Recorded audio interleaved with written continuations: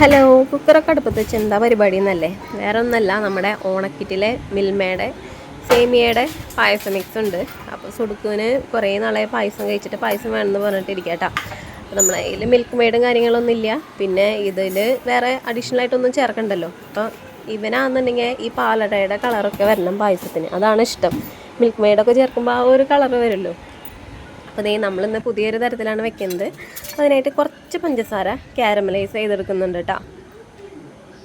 നല്ല ടേസ്റ്റ് ആട്ടോ ഈ ഒരു തരത്തിൽ പായസം വെച്ച് കഴിഞ്ഞാൽ. പെട്ടെന്ന് തന്നെ അലിയും കേട്ടോ. വേറെ വെള്ളം കാര്യങ്ങളൊന്നും ചേർക്കുന്നില്ല. തീ ഒന്ന് കൂട്ടി വെച്ചിട്ട് ഈ ഒരു കളറാകുമ്പോൾ തീ കുറച്ച് വയ്ക്കാം കേട്ടോ. അപ്പോൾ പഞ്ചസാരക്ക് ഉരുകി ഈ ഒരു കളറാവില്ലേ, അപ്പോൾ അതിലേക്ക് നമുക്ക് പാല് ഒഴിച്ചു കൊടുക്കാം.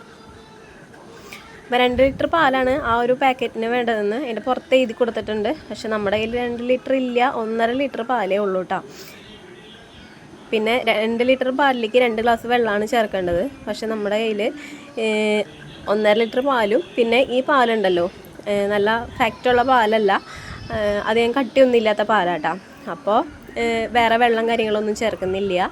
വെള്ളം ചേർത്ത് കഴിഞ്ഞാൽ ആകെ തല്ലിപ്പൊളിയായി പോകും തോന്നിയ കാരണം നമ്മുടെ മിൽമയുടെ ഓറഞ്ച് പാല എടുക്കണമെന്നുണ്ടെങ്കിൽ 1 ഗ്ലാസ് വെള്ളം ചേർക്കുന്നതുകൊണ്ട് ഒരു കുഴപ്പമില്ല കേട്ടോ.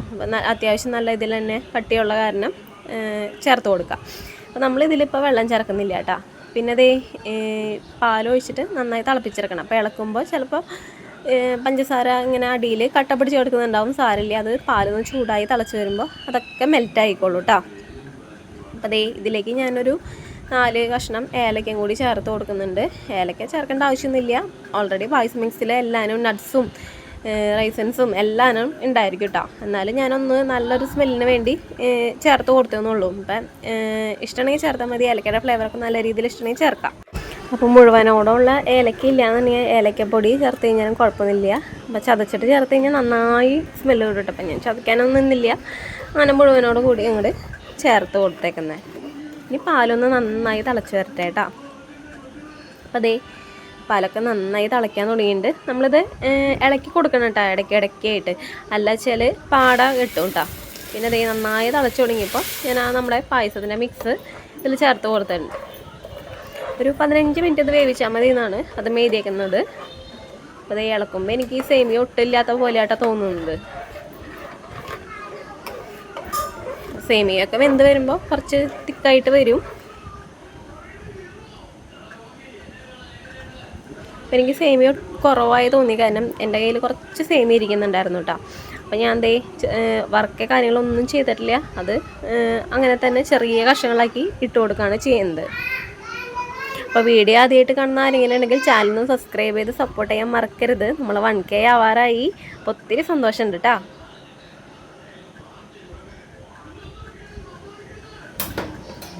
അപ്പോൾ നമ്മുടെ പായസം കുറച്ച് കഴിഞ്ഞപ്പോൾ ഈ ഒരു ലെവലിലേക്ക് എത്തി, നന്നായി തിളച്ച് സെമിയൊക്കെ വെന്ത് വന്നിട്ടുണ്ട് കേട്ടോ. സെമിയൊക്കെ കാണുന്നില്ലേ? ഇനി അതിലേക്ക് നമ്മൾ കുറച്ച് ബട്ടർ ചേർത്ത് കൊടുക്കുന്നുണ്ട് കേട്ടോ. ബട്ടർ ഇല്ല വെച്ചാൽ നെയ്യാ അങ്ങനെ ചേർത്ത് കൊടുത്താൽ മതി.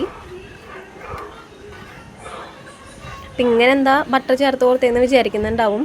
കാരണം നമ്മൾ അണ്ടിപ്പരിപ്പും മുന്തിരിയും വേറെ ഒന്നും വറുത്ത് ചേർക്കുന്നില്ല. ഞാൻ പറഞ്ഞല്ലോ, ഓൾറെഡി പായസം മിക്സിൽ എല്ലാനും ഉള്ള കാരണം. അപ്പം ഇങ്ങനെ ചേർത്ത് കൊടുത്താലും കുഴപ്പമൊന്നുമില്ല. പായസമൊക്കെ നന്നായി തിളച്ച് തുടങ്ങി. പിന്നെ അധികം കുറുകാൻ നിൽക്കണ്ട കേട്ടോ. ഇത് തീ ഓഫ് ചെയ്ത് കുറച്ച് കഴിയുമ്പോഴേക്കും ഇത് താനെ ഇരുന്ന് ഇങ്ങനെ കുറുകി വന്നോളും. കണ്ട, നല്ല പാലടയുടെ കളറായില്ലേ?